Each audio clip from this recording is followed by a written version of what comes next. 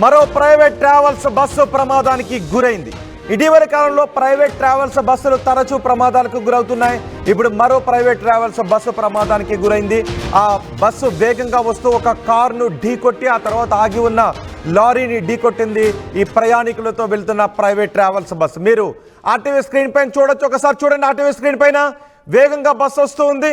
అక్కడ లెఫ్ట్లో ఒక లారీ ఆగి ఉంది. ఆ వేగంగా వస్తున్న బస్ ఆ కారును ఢీకొట్టి ఆగి ఉన్న లారీని ఢీకొట్టడంతో లారీ కూడా పక్కకు పడిపోయింది. వేగంగా బస్సు వస్తూ ఉంది, ఆ ముందే కారు ఉంది, ఆ కారును ఢీకొట్టి లారీని ఢీకొట్టింది. ఒకసారి ఆ దృశ్యాలు చూడండి, ఎంత భయానకంగా ఉన్నాయి. వేగంగా వచ్చిన బస్సు కారును ఢీకొట్టి లారీని ఢీకొట్టడంతో బస్సు చూడండి. ఒకసారి ఆ కారు మధ్యలో కారు ఉండిపోయింది.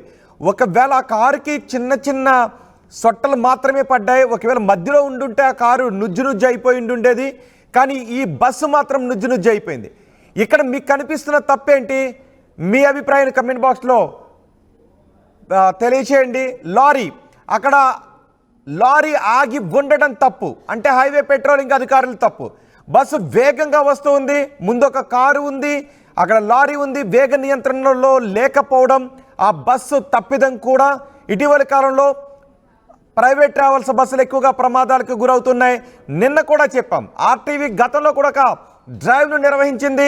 హైవేలపైన అనధికారికంగా ఆపి ఉంచుతున్న వాహనాలపై అధికారులు చర్యలు తీసుకోవడంలో విఫలమవుతున్నారు. అందుకే ఈ ప్రాణాలు పోతున్నాయి. ఈ పోయే ప్రతి ప్రాణానికి, హైవేలపై నిర్లక్ష్యం కారణంగా పోయే ప్రతి ప్రాణానికి కూడా అధికారులదే బాధ్యత. అధికారులే సమాధానం చెప్పాలి.